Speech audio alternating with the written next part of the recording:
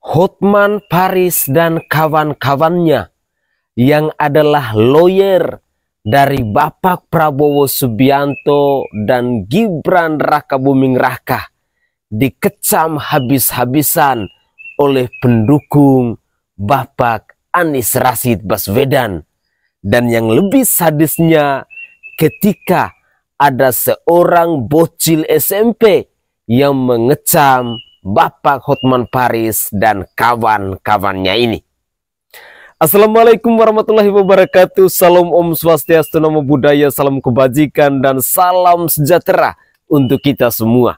Saudaraku sebangsa dan setanah air, para penonton kanal YouTubeku yang sangat saya hormati dan sangat saya cintai. Siapa sih yang tidak mengenal sosok lawyer senior yakni Bapak Hotman Paris? Siapa sih yang tidak mengenal Bapak Oce Kaligis?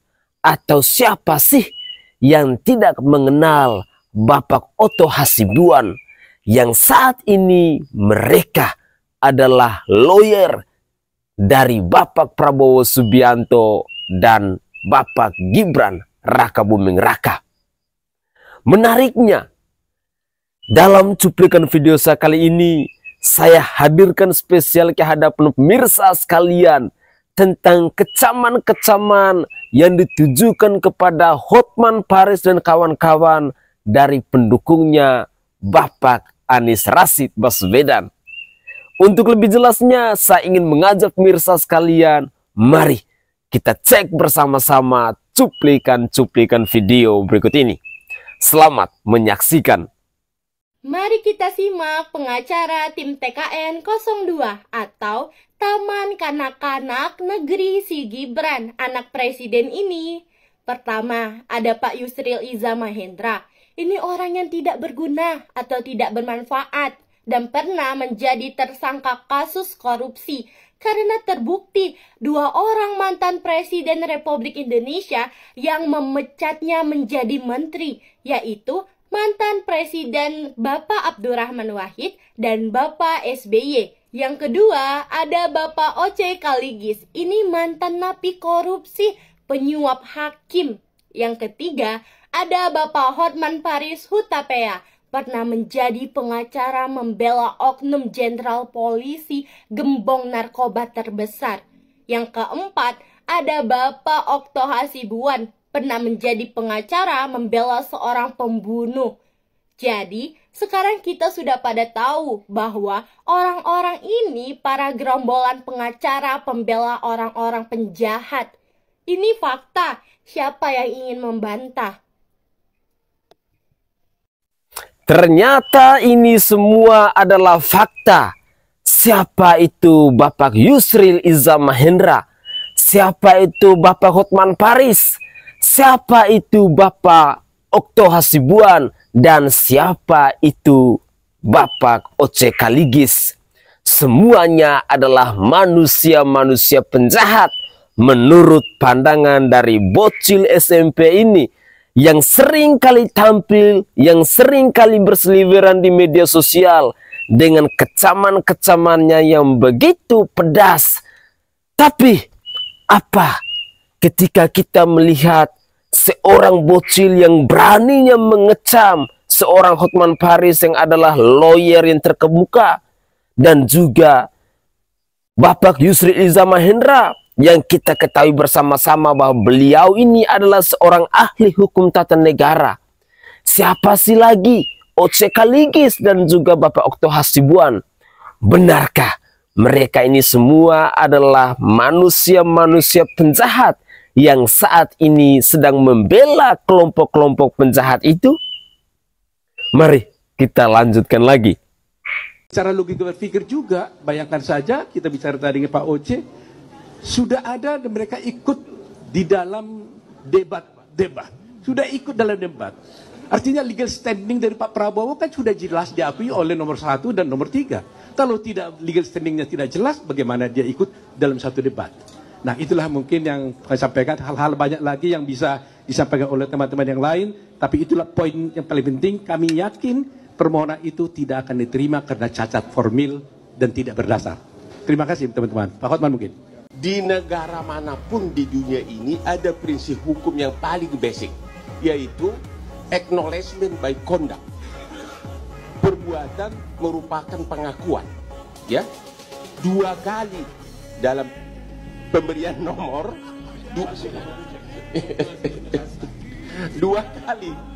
kali 01 dan 03 mengakui keabsahan Gibran, yaitu waktu pemberian nomor malam mereka benar-benar ceria kan, ya ceria, dan ada Gibran di situ, sama sekali tidak dikatakan tidak sah. Kalau Hotman di situ pasti dibilang tidak sah. Kemudian waktu debat nggak ada sama sekali. Sekarang kok KPU dipersalahkan, tidak memenuhi syarat. Jadi sudah benar-benar saya sudah mengatakan itu permohonan yang super cengeng. Tidak ada satupun protes tentang keabsahan dari Gibran. Itu pengakuan pertama. Yang penting bro, intinya yang handal jangan jadi kadal buat masyarakat Indonesia. Ya. Ingat itu. Yang handal jangan jadi kadal masyarakat Indonesia. Cukuplah. Ya. Yang kadal-kadal kemarin aja ngadalin, ngeprengin, ya. Akar masalahan ini sudah nampak dari awal, dari pencalonan, dari semakin kesini intimidasi, ya, bancos, itu sudah tidak sehat, ya. Masyarakat Indonesia tidak perlu didokterin, karena masyarakat Indonesia tuh sudah lebih pinter, lebih cerdas, ya. Mau 7 sampai 13 kali melawan MK, kalau ada titik dari awal salah, pasti tidak akan membela, pasti akan salah. Kalau masih membela itu sungguh terlalu. Bukan untuk kalangan masyarakat, tapi hanya mementingkan untuk kalangan elit. Masyarakat yang sulit, orang elit yang semakin tidak sulit meraih kedudukan itu semua. Ya, di sini tidak berbicara tentang handal atau kadal sebenarnya. Bicarakan semua untuk masyarakat supaya tidak diprank dari awal sampai ending di tanggal 20 Maret kemarin 2024, ya. Masyarakat hanya meminta Pilpres ini jujur, ya. Kalau dari awalnya itu jujur, Pilpres ini tidak akan panjang ceritanya, tidak akan panjang urusannya. Ini masyarakat sudah berteriak-teriak sekencang-kencangnya loh. Kayak gitu ya. Semoga yang handal tidak jadi kadal-kadal, bisa menyadarkan kita semua, masyarakat. Masyarakat hanya menunggu itu. Semoga saja yang handal ini jangan jadi kadal masyarakat. Saudaraku sebangsa dan setanah air, menarik ketika kita mendengar pernyataan dari ibu ini. Bukan soal handal, bukan soal kadal, tetapi ini tentang kepentingan masyarakat. Masyarakat yang butuh adalah soal kejujuran, soal keadilan, soal kebenaran, soal transparansi. Itu saja yang diharapkan oleh masyarakat. Ketika kubu 02 mengajukan lawyer-lawyer yang begitu handal seperti Bapak Hotman Paris, seperti Bapak Yusril Iza Mahendra, seperti Bapak Oce Kaligis, dan juga seperti Bapak Okto Hasibuan ini, benarkah bahwa mereka-mereka yang adalah lawyer-lawyer handal ini akan membela kepentingan masyarakat? Ataukah lawyer-lawyer handal ini mereka akan berubah untuk menjadi kadal masyarakat. Jika kita mau flashback kembali pada cuplikan video pertama tadi, bahwa jangan sampai mereka-mereka yang adalah lawyer-lawyer handal ini mau membela kelompok-kelompok penjahat.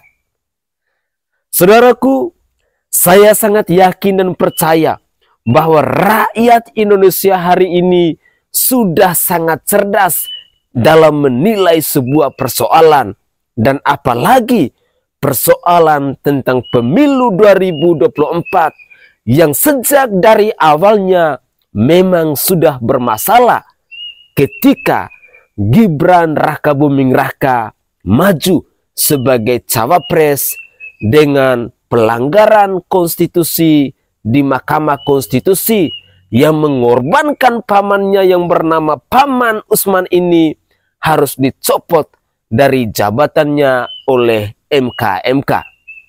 Dengan demikian adalah sebuah catatan sejarah dalam pemilu 2024 bahwa Pilpres kita kali ini memang penuh bermasalah. Sadar ataupun tidak sadar, percaya ataupun tidak percaya, mari kita tetap taati, tetap ikuti, tetap menghargai yang namanya proses hukum yang saat ini sedang berlangsung di Mahkamah Konstitusi, yang sudah dimulai dengan sidang perdana pada tanggal 27 Maret 2024 kemarin. Semoga saja lawyer-lawyer handal ini akan berpihak kepada suara rakyat. Lawyer-lawyer handal ini pada akhirnya tidak akan membela mereka-mereka yang menurut cuplikan video tadi adalah kelompok-kelompok penjahat. Mari kita lanjutkan lagi. Untuk mengalahkan seorang Anies saja, 02 harus menurunkan pengacara-pengacara bonafit yang harganya sudah pasti kita juga akan bisa menebak sendiri. Wow, luar biasa fantastis ya. Seperti ada pengacara yang sangat senior yaitu Oce Kaligis, dan ada Hotman Paris juga jelas, ada Oto Hasibuan, dan tentunya ada Profesor Yusril Iza Mahendra. Luar biasa, ini akan menjadi perdebatan argumentasi hukum yang sangat sengit. Kita kawal terus, mudah-mudahan hukum tidak dikendalikan oleh kekuasaan, tapi kekuasaan diatur oleh hukum. Haruskah semahal itu untuk mengalahkanku di sidang soal pemilu, hingga kau kirimkan pengacara yang sudah pasti mahal harganya, mulai dari ojek Kaligis sampai ke Hotman Paris, yang pasti honornya bikin meringis, tapi jangan sampai menangis Opa Anies. Nih, gua kalau lihat pengacara-pengacara begini kan adem ya nggak? Kayaknya nggak pernah ada kasus pengacara-pengacara yang adem ayem ya nggak, membela yang benar. Lu lihat tuh pada pengacara-pengacara Panis tuh, ya kan? Kayaknya belum pernah ada kesandung hukum. Tapi kalau pengacara yang ono no, ada yang udah pernah makan nasi cadong. Kasus apa tahu dulu tuh. Begitu keluar jadi pengacara lagi. Hebat ya. Ada juga pengacara yang suka di kolam renang sama perempuan. Ya kalau masyarakat yang berakal sehat, ya nggak, kita pilih pengacara yang ini lah ya. Tapi kalau yang sukanya melintir-melintir, yang ono, udah biasa tuh. Pro kontra itu biasa ya. Bung Hotman Paris, salam perubahan. Yang katanya Anda lawyer papan atas. Apa yang Anda katakan di video ya, itu mengenai bansos yang katanya cuma omong-omong aja di pihak 01. Bansos 90% isi dari permohonan itu adalah tentang bansos. Dan itu bisa dijawab dengan satu kalimat, bansos itu adalah sah sesuai dengan peraturan. Dan MK tidak punya kewenangan menilai bansos. Jadi permohonan dari 01 ini sebenarnya cukup dijawab oleh satu paragraf. Satu paragraf aja. Karena yang lainnya hanya ngoceh-ngocehan, ngoceh sana sini, ngoceh sana sini, ya.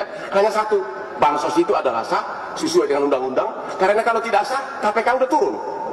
Ya, 90% sudah permohonan itu memakai alasan bansos.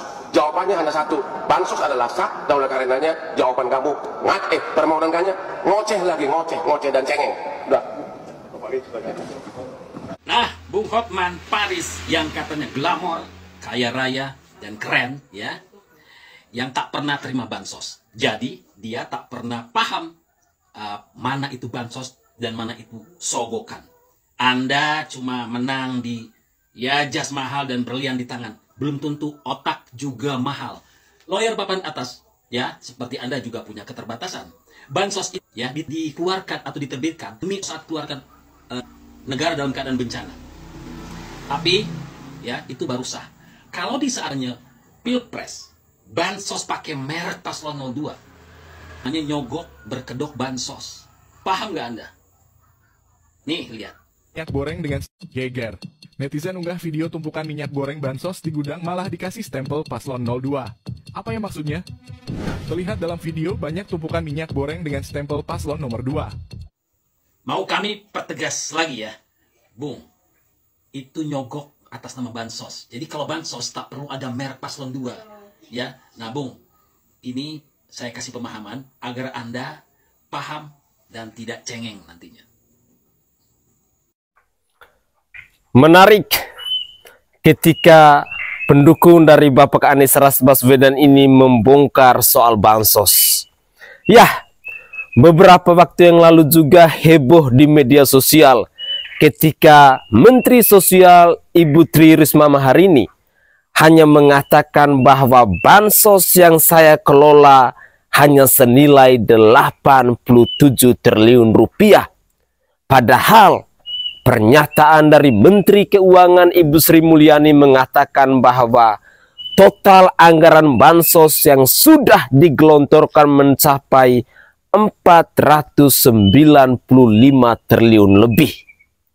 Saudaraku sebangsa dan setanah air, terjawablah sudah di mana dan siapa yang mengelola bansos selain dari 87 triliun rupiah itu.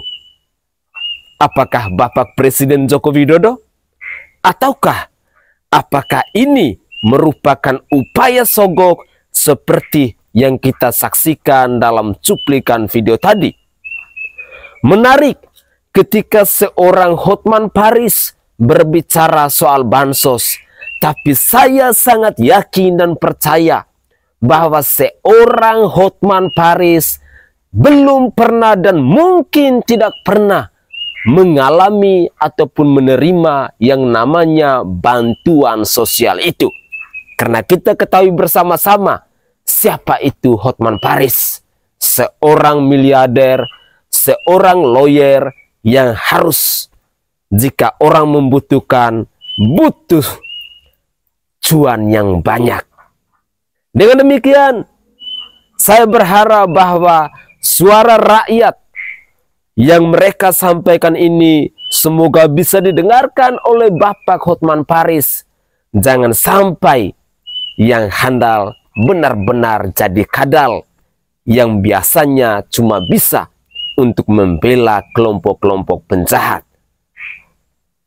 Saudara, semakin ke sini kasus pemilu 2024 tampaknya semakin seru. Seru ketika kita melihat upaya-upaya dalam membela. Ada yang menilai bahwa kelompok penjahat layaknya harus dibela oleh orang-orang yang jahat. Orang-orang yang jujur, orang-orang yang benar, orang-orang yang baik, orang-orang yang transparan juga layaknya mereka dibela oleh lawyer-lawyer yang jujur, benar, adil dan transparan. Dari kasus ini, silakan rakyat Indonesia menilai sendiri siapa kira-kira yang pantas kita sematkan? Mereka adalah lawyer-lawyer yang jujur, lawyer-lawyer yang adil, yang memikirkan rakyat, yang berjuang demi kepentingan orang banyak. Dan siapakah kira-kira yang adalah lawyer-lawyer handal, tetapi kekadalannya sangat luar biasa karena hanya mau membela kelompok-kelompok penjahat? Jelas jawabannya sudah kita dengar dalam cuplikan-cuplikan video tadi. Mari kita lanjutkan lagi. Assalamualaikum warahmatullahi wabarakatuh. Bukan hanya dari media-media yang berterbarangan di udara, ada juga dari komentar kita ini, dari teman-teman kita yang subscriber di channel ini, memberikan informasi A1 kepada saya, memberikan komentar yang A1, memberikan info, data, atau penglihatan kepada kita. Kita berkaitan dengan masalah Yusril ini. Kita lihat komentarnya dulu, biar kawan-kawan juga tahu yang akan saya bagikan kepada kawan-kawan. Yang ini agak melawak sedikit, tapi ini ujung-ujungnya akan menguntungkan kepada gugatan Anies Baswedan di MK. Itu yang maksud saya. Kita lihat komentarnya. Nah, ini komentarnya. Bang Ranil Sim, coba dicari di YouTube saat Yusril Mahendra ngomong menentang Gibran diloloskan oleh MK. Tahu, walaupun Yusril tahu itu salah dan menyalahi undang-undang konstitusi, tapi tetap bertengger di situ. Malah sekarang membela sama tuh Yusril menentang Gibran keras pada waktu itu. Saya terima kasih kali dari akun Yoka Zaila tadi itu yang mengatakan begitu. Nah, saya coba cari-cari. Memang pada waktu dulu itu kalau nggak salah Yusril ini sangat menentang keputusan MK yang meloloskan Gibran tersebut. Nah, pada saat sekarang kan sebenarnya Yusril menjadi ketua tim pengacara dari untuk membela Gibran, untuk jangan sampai Gibran ini kalah, jangan sampai Gibran ini dikualifikasikan atau dikeluarkan dari pemilu ulang nantinya. Itu tuntutan dari 01 dan 03. Nanti kita bahas sedikit yang agak serunya. Serunya nanti apa? Kita dengar dulu pernyataan Yusril waktu sekarang membela itu. Dan kita lihat nanti cuplikan videonya waktu dia menentang itu. Kampanye nasional TKN Prabowo Gibran, Yusril Izzah Mahendra ditunjuk sebagai pemimpin tim khusus pembela Prabowo Gibran untuk menghadapi gugatan sengketa Pilpres 2024 di MK.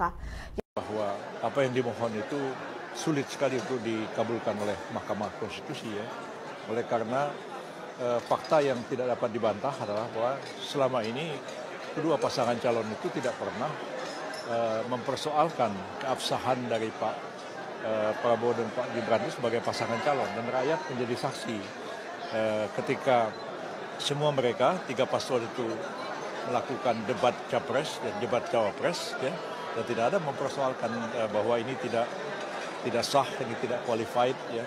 Tapi sesudah kalah, lalu kemudian minta dikualifikasi. Jadi orang melihat ini sebagai satu sikap yang inkonsisten. Hukum dikenal dengan ajas bahwa tindakan atau perbuatan bisa merupakan pengakuan. 2 kali 01 dan 02 mengakui keabsahan Gibran.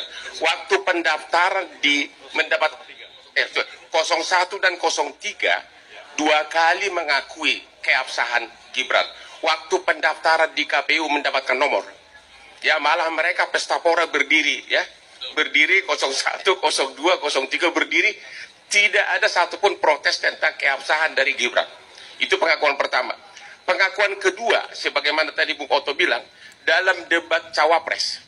Berapa kali Gibran debat dengan cawapres 01 dan 03, itu atas undangan KPU dan tidak ada protes satupun. Kok sekarang KPU disalahkan? Saya hanya untuk memperkuat aja apa yang dikatakan oleh Pak Yusril tadi.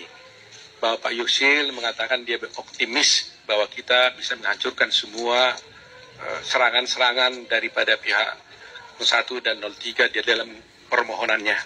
Bukan serangan yang lain ya, dalam permohonannya. Karena apa? Karena memang secara formal kami melihat bahwa gugatan yang diajukan oleh 01 dan 03 tersebut adalah cacat formil. Cacat formil, cacat prosedural, sehingga karena tidak memenuhi secara formil, maka kami melihat bahwa berpotensi besar bahwa permohonan itu tidak akan dapat diterima. Itu yang paling mendasar. Karena apa? Alasan kami karena bahwa sengketa yang disampaikan sekarang ini sesungguhnya adalah dalil-dalilnya itu mengenai soal proses pelanggaran-pelanggaran. Sekarang dengan berbagai alasan dia mengatakan tidak terlambatlah, yang beginilah, yang begitu. Itulah contoh pengacara. Contoh-contoh pengacara yang atau berpihak saja. Berpihak kemana? Berpihak kepada yang membayar. Memang kalau pengacara tidak dibayar, jelas-jelas bagaimana dia mau kerja. Memang pengacara itu profesi. Profesi itu kita kan dibayar. Dibayar untuk apa? Nah, dalam hal ini tentu saja macam-macam profesi itu. Yang halalkah, yang haramkah, yang abu-abukah. Nah, Yusril ini termasuk di mana? Bagaimana nanti? Begini maksud saya. Nanti setelah sidang, dia ketua timnya yang membela bahwa Gibran ini benar. Gibran ini tidak salah. Gibran ini begini-begini. Dia jadi ketuanya yang mengarahkan itu. Itu yang maksud saya. Sekarang, serunya bagaimana nanti setelah sidang yang berbuih-buih, yang bermacam-macam, yang antara debat di sini, argumentasi di sini, antara kedua pengacara itu. Kemudian oleh pengacara dari tim Anies Baswedan diperlihatkan rekaman tentang si Yusril ini nanti. Bagaimana reaksinya sebenarnya? Ini akan kita cermati. Atau gimana ceritanya Yusril menerangkan bahwasanya keputusan untuk meloloskan Gibran itu sangat salah. Ini rekamannya. Putusan MK nomor 90 ini memang ada keputusan yang kontroversial. Karena kalau kita baca diktum dari putusan itu menyatakan bahwa syarat menjadi presiden yang calon presiden, wakil presiden yang diatur dalam pasal 167 kalau nggak saya dari Undang-Undang Pemilu itu dikatakan bahwa berusia serendah-rendahnya 40 tahun dan pasal itu dinyatakan bertentangan dengan UUD 45 kecuali dimaknai pernah atau sedang menjabat dalam jabatan yang dipilih oleh melalui pemilihan umum termasuk kepala daerah. Nah, ini sebenarnya putusan ini bukan putusan yang bulat dan disebutkan di situ ada 4 orang dissenting opinion, 2 orang konkuren dan kemudian 3 orang menyetujui diktum putusan. Tapi setelah kita pelajari dengan mendalam ternyata bahwa 2 orang itu, Ibu Emi dan Pak Puh itu bukan dissenting, pendapatnya itu adalah bukan konkuren, pendapatnya itu adalah dissenting. Jadi kalau pendapatnya itu dissenting sebenarnya ada 6 hakim tidak setuju dengan putusan ini dan hanya ada 3 hakim yang setuju. Tapi diktumnya mengatakan mengabulkan permohonan untuk sebagian dan menyatakan umur 40 tahun itu bertentangan dengan UUD 45 kecuali dimaknai pernah atau sedang menjabat sebagai kepala daerah.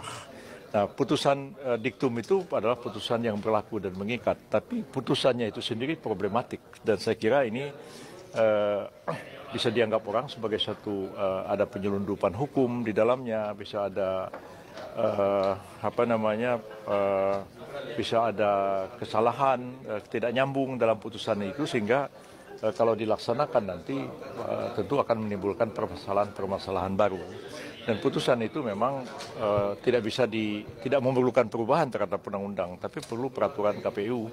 Dan KPU kalau menyusun peraturan itu harus konsultasi dengan DPR, dan kita tahu DPR sekarang ini reses, dan pendaftaran Pilpres akan dimulai tanggal 19, tinggal 2 hari lagi dari sekarang ini. Apakah KPU masih mungkin dapat mengubah aturan KPU? Jadi ini ada sejumlah masalah yang saya kira memang memerlukan pemecahan serius dari para penyelenggara negara, dan kita mau lihat apakah putusan ini akan dimanfaatkan oleh setiap orang yang di bawah 40 tahun tapi sedang menjabat kepala daerah untuk maju sebagai calon presiden, wakil presiden atau tidak.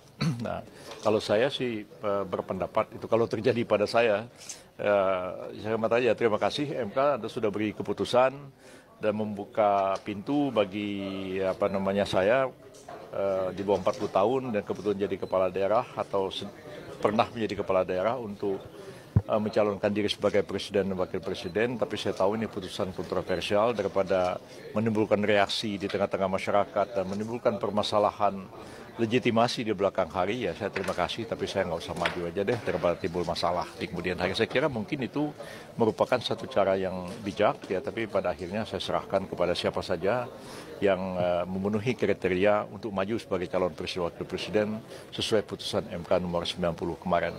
Oke. Seandainya KPU. Nah, bagaimana kalau seandainya hal itu diputar balik di MK? Pada waktu sidang pemungkasnya nanti diputarlah ini. Jadi hakim kan sedikit menanya kepada Yusril, menurut lu itu kan salah. Kenapa kau bela sekarang? Pembela macam apa kau? Itu kan mungkin Sadli Isra dengan Suhartoyo kan mengatakan itu. Iya Pak, bisa jadi ini salah tapi saya bela juga. Jangan-jangan ujung-ujungnya kan lucu nantinya kan. Nanti kita tunggu aja keseruannya hal-hal ini. Karena ini memang kans untuk menangnya Prabowo dalam gugatan ini kayaknya sudah semakin tipis. Atau bisa-bisa Prabowo dengan Gibran. Oke guys, dari cuplikan video ini saya sebagai rakyat jelata yang tidak punya kepentingan dalam dunia politik, saya bisa menilai bahwa seorang Yusril Izzah Mahendra yang adalah seorang profesor ahli hukum tata negara benar-benar telah menjilat ludahnya sendiri. Jelas bahwa apa yang dilakukan oleh Yusril Izzah Mahendra hari ini hanya soal kepentingan. Karena jelas mau membela orang yang jahat untuk dibenarkan.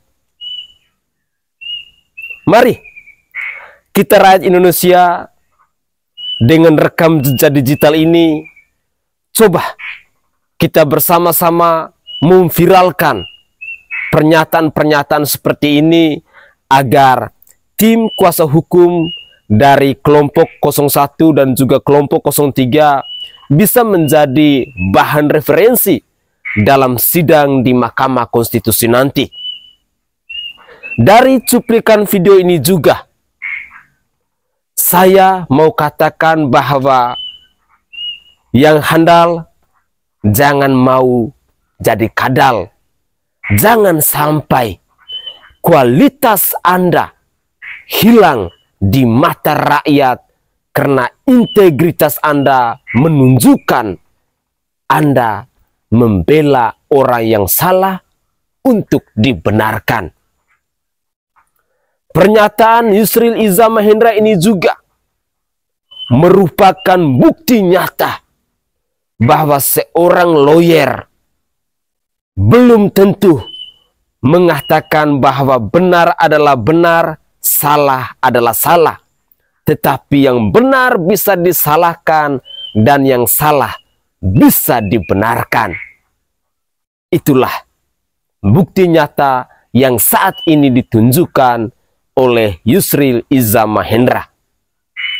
Semoga saja Hotman Paris, Oce Kaligis, Okto Hasibuan bersama Bapak Profesor Yusril Izzah Mahendra ini bisa kembali ke jalan yang benar, bahwa ketika Anda dinilai handal, ketika Anda dinilai lawyer yang berintegritas, semestinya Anda harus mampu untuk membela orang-orang di jalan yang benar. Membela demi kepentingan orang banyak, membela demi kepentingan masyarakat, bukan membela demi kepentingan Anda sendiri. Begitulah kira-kira. Saya Sainai dari Provinsi Nusa Tenggara Timur. Saatnya kita yang rakyat jelata harus berani untuk bersuara. Salam hormat, salam NKRI, dan salam Pancasila untuk kita semua.